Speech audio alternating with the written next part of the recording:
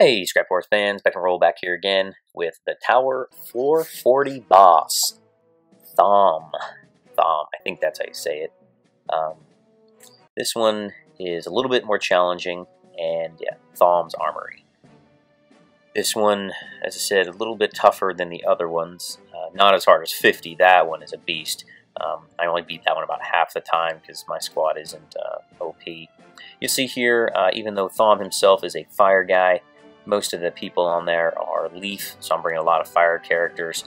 And I got Yuko there, so she's water, so she can take some pretty big hits. And he doesn't have too much life, sitting at 15,000, so it's not too bad. Really just gotta be patient again in the beginning, get a few guys built up there, use your items wisely, and shouldn't have too much problem with him again as long as you have a pretty kick-ass team. For you lower level people that are struggling, if you make it this far, again, you've got to have an awesome team. Base well over 6,000+. You'll see I get pretty low here, but again, my guy is going to salvage a lot there and get me back in the running. So here in the beginning, I just throw out a few guys to take some hits off the base so the base doesn't get quite too low, and my weapon of choice to clear the board real quick and build up some shards is always the fusion bomb. You could potentially wait till Meteor at 6 shards, but again, that just gives them more chances at hitting your base here.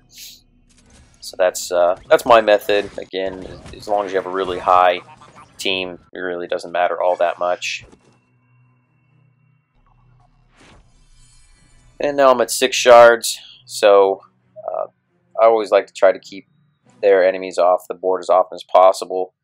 But again, sometimes you want to save your items. So here I'll drop off Melvin, who's got the target shot, which is awesome. And if you have a aerial, you can give him double target shot, which is useful. Or one time is good, even though some of these characters have huge amounts of life. His double damage is very, very useful on this one, especially since I didn't bring a lot of water characters. It's very, very useful. So I'm going to take out, clean board up here a little bit. My Mir is going to help salvage a lot. And I like to put Hyper on Amir with Aerial. I always drop someone out. Try to always drop someone out with Amir. He's cost 5 shards, so if you have Anthony at 2 or Mitch there at 3, you can put him out to protect him so that they take the hits and he doesn't. 1, he's a Leaf character, so he can get owned fast here, and 2, he doesn't attack back with that aggro ability. And Mitch does pretty good here. He's got the affinity, so he takes some beating here and does good because of all the fire characters I drop out. I shouldn't attack because that guy has a 350 shield, which is just beast. But as long as you have, I guess, a good mixture of water and fire, you'd be okay here. Again, because my fire guys are just so good, and I have decent amount of health there on my base. The direct attack doesn't matter that much, and again, having some key items is good too. I think with not having this strong of not having this strong of team, you're not going to make it to level 40 anyway. Much past 40, because the top 10 levels get really tough, and 50 is ridiculous. I can't beat it every single time, but I'll get a recording of it beat, and I'll get it posted here in a few days. So doing pretty good here. Got 6 people out. Drop my Anthony, drop my Ming, kill some peeps. I love dropping out Anthony over and over again. You'll see that I do this again and again. You're wondering, why do you keep doing that? Well, every time they bring out a guy that has the scare away tactic, that anybody less than 2 shards leaves the board, I drop Anthony or Rocky, and then when they go back in the lineup, you'll see that Randall, his ability, he always gets more power or hit points or whatever every time someone is returned to the lineup. Like right there, you'll see, boom, Randall got more life. So Randall can stay pretty beast here and take out some of these high-level guys that have the 350, 450 shield ability. So Release the Hound's going to do some good there. Melvin that wicked aim shot, so good. Drop Anthony back out. Ming with his attack.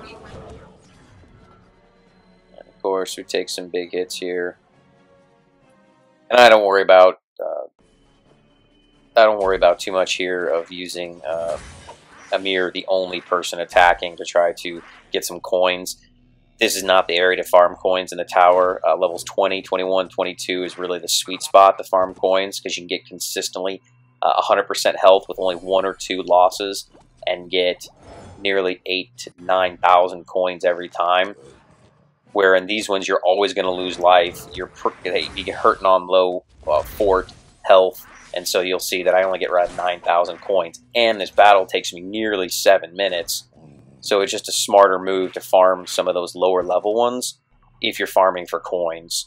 So at roughly, you could probably do 10 a day comfortably, not playing like a junkie like me.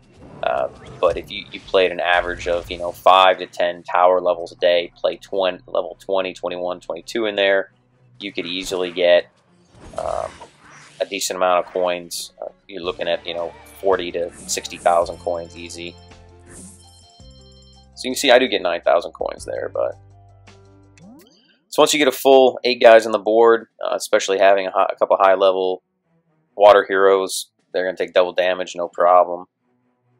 So now we move on to the end beast, Dungar's Throne, level 50, and he has 100,000 life, and you get the great skill taco, which guarantees you to 1 skill point up, which is awesome. That's the only way right now I feel I'm going to be able to get Gunther up.